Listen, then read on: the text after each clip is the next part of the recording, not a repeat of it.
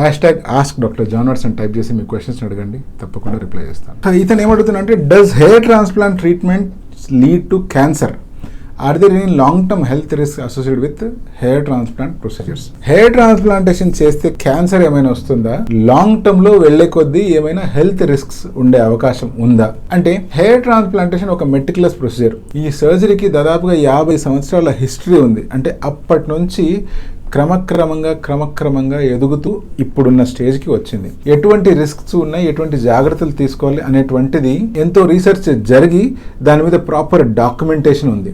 ఇంత documentation research చేసి నేను కనుగొన్న పాయింట్స్ ఏంటి అంటే, నెంబర్ 1, హెయిర్ ట్రాన్స్ప్లాంటేషన్ మీరే కనుక చేయించుకోవాలి, అది సేఫ్గా ఉండాలి, మీ రిజల్ట్స్ న్యాచురల్గా ఉండాలి అంటే ఒక ఎక్స్పీరియన్స్డ్ టీమ్ కలిగిన సర్జన్ని అప్రోచ్ అవ్వాలి, ఒక లైసెన్స్డ్ హాస్పిటల్ అయి ఉండాలి. హెయిర్ ట్రాన్స్ప్లాంటేషన్ వల్ల క్యాన్సర్ ఏమైనా వస్తుందా అంటే, హెయిర్ ట్రాన్స్ప్లాంటేషన్ వల్ల ఎటువంటి క్యాన్సర్ భయము లేదు, లాంగ్ టర్మ్లో కూడా క్యాన్సర్ ఏమీ రాదు. కానీ ఆర్టిఫిషియల్ హెయిర్ ట్రాన్స్ప్లాంటేషన్ ఏదైతే చేయడం జరిగిందో, అంటే పాస్ట్లో జరిగేది అది, ఎవరికైతే డోనర్ ఏరియా సరిగ్గా ఉండదో, ఎవరికైతే డోనర్ ఏరియా నుంచి హెయిర్ తీసుకోవడానికి ఇంకేం మిగలలేదో అటువంటి వాళ్ళకి సింథటిక్ హెయిర్ అనేటువంటివి ఇంప్లాంట్ చేయడం జరిగింది.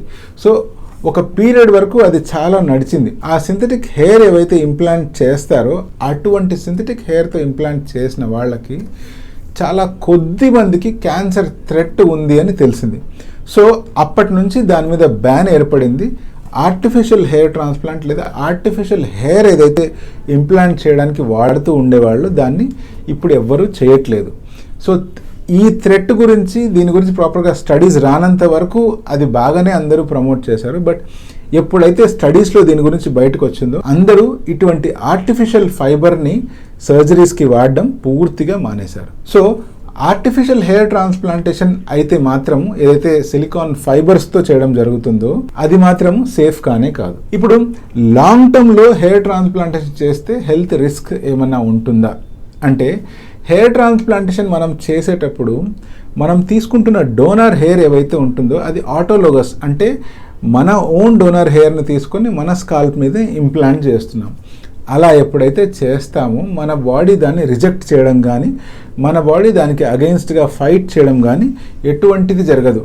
కాంట్రరీగా అదే ఒక కిడ్నీ ట్రాన్స్ప్లాంటో లేకపోతే లంగ్ ట్రాన్స్ప్లాంటో చేస్తున్నప్పుడు మనము ఈ పర్టికులర్ ఆర్గాన్ని వేరే వ్యక్తి నుంచి తీసుకొని రెసిపియంట్ బాడీలో ఇంప్లాంట్ చేస్తాం. కాబట్టి ఈ రెసిపియంట్ బాడీ ఆల్వేస్ ఆ డోనర్ ఇచ్చిన ఆర్గాన్ని బాడీ నుంచి బయటికి పంపించేయాలి అని చూస్తారు. ఎందుకంటే ఈ డోనర్ ఆర్గాన్ని రెసిపియంట్ బాడీ ఒక ఫారిన్ బాడీ లాగా చూసి దాని మీద కంటిన్యూస్ ఇమ్యూన్ అటాక్ చేస్తూనే ఉంటుంది.